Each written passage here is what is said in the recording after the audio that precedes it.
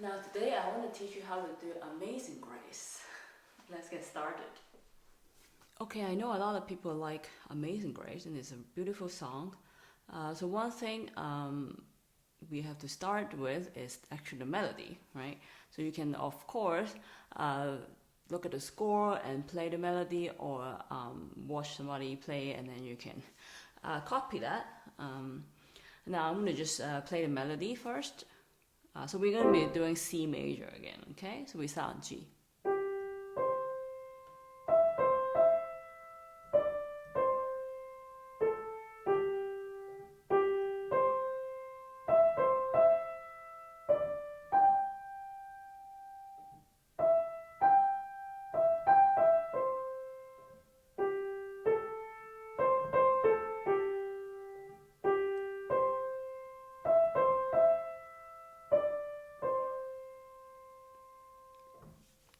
So it's a very simple melody, and with time you can really play it really well with the melody. So first of all, get the melody down and watch that part many times, or read the score and get the melody right.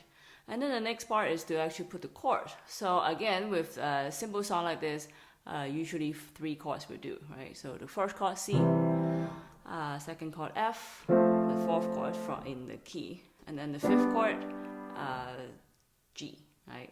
1, 4, and 5. So these 3 chords are staple basically in any song like this. Of course, we can always add some minor chords. So I think in this chord we can use A. So that's the 6th chord. I think we already talked about that in a few videos back. Right? You can use minor chord. So A minor is a pretty good one, the 6th. And then sometimes we can, of course, use the 2 and 3. I think in this song, A would be pretty good. So from the top, we start with C chord. A lot of the times we start with the first chord, the tonic chord. Then we go to F. Actually, in the whole thing, this whole phrase, you can really basically stay on C.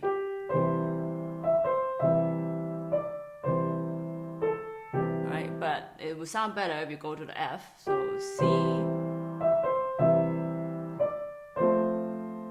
because we have actually C and A, so that'd be better if we keep the F, go to F, and then go back to C now. The next part, C, and then when we go to G, we go G in the left hand too. Now here, we go back to C, and then go F, and then go back to C, C, and then we go G, and then go C. You can go C. I like to sometimes change up. So like, in that what song we did last time, the Silent Night, I can go F first before we go to the C, right? Kind of like the Amen chord sequence, the plagal cadence. So same thing, right? So you can go F to C, or just go straight to C. So now, what do we do with the chord? I mean, the first thing you can do actually, first thing you have to know is you don't start with the melody. The chord doesn't start with melody because it's an upbeat. Upbeat means that the first note is actually not on the first beat. It's actually a kind of offbeat, 1, 2, 3, 1. So it's actually starting on the 3rd beat. So that's why we don't put the chord in the 3rd beat. We actually want to put the chord on every 1st beat right now. So 1, 2, 3, 1, 2, 3, 1, 2, 3, 1, 2, 3, 1. Okay, so you want to put the chord on the 1st beat. So that might be something you have to get used to, trying to figure out where I put the chord, right?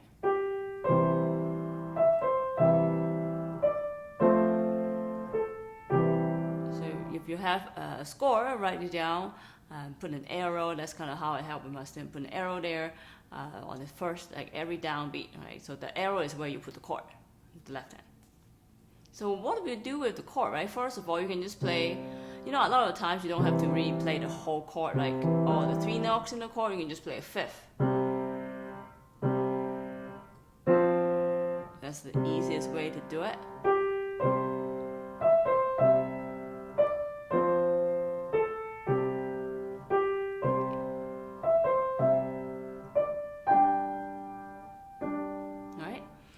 Of course, if you don't want to move too far apart, like say from C, right, C to F, you can actually do this.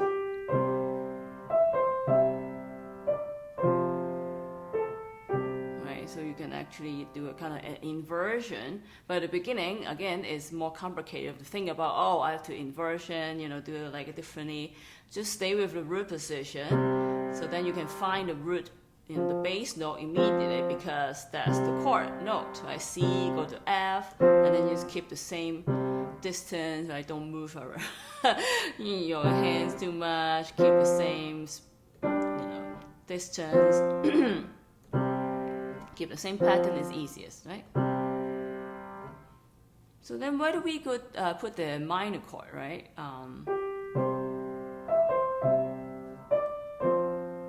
So these are all major.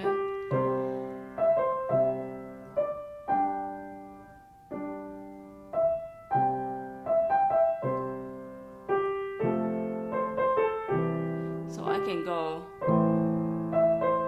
because here I can do the A minor chord, for example, because we have C and E on the top, right? So we have C and E in A minor. So sometimes like C, right, I can do C, but sometimes we can replace it with the A minor, right? So that's the time that you can interchange the chords.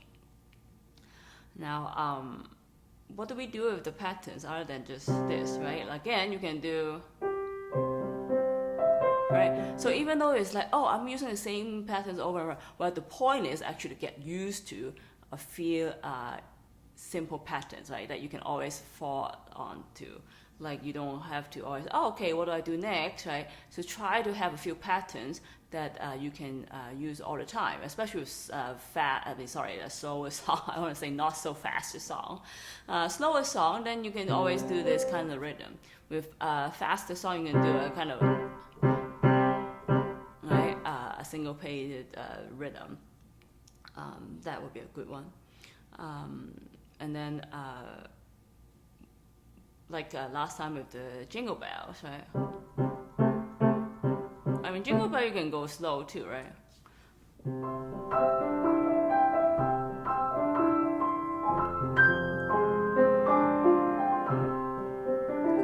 Right, you can go slow, but usually we want to go a little faster, right?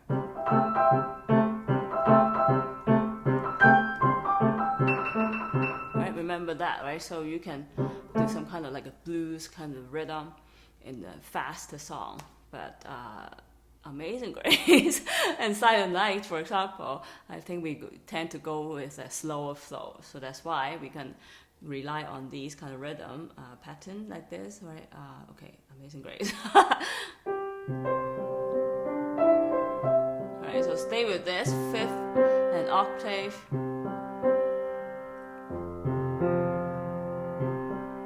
Alright, same pattern. Of course, you can do arpeggios, right?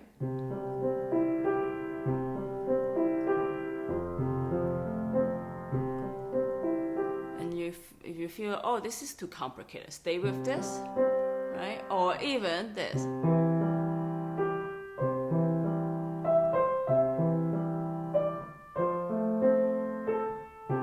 And then you feel you're adventurous enough, after a while, you can move the melody up a little higher, right? Just get used to playing pattern first, right? The chords and the melody. Of course, you can also move up with the left hand.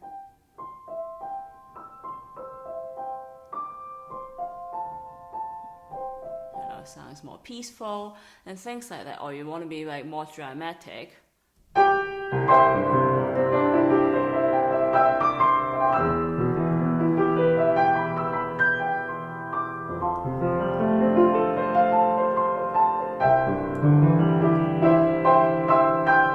So you can make it heavier, thicker texture with bigger, longer arpeggiation across the keyboard and play some chords in the right hand, right? According to what chords we've been using, that would be very helpful. So try that and see which version you like. So it's good to venture out a little bit of your comfort zone and try different things. But at the beginning, safe bet is staying in the same octave. But then also move up to one octave, already have a different sound effect.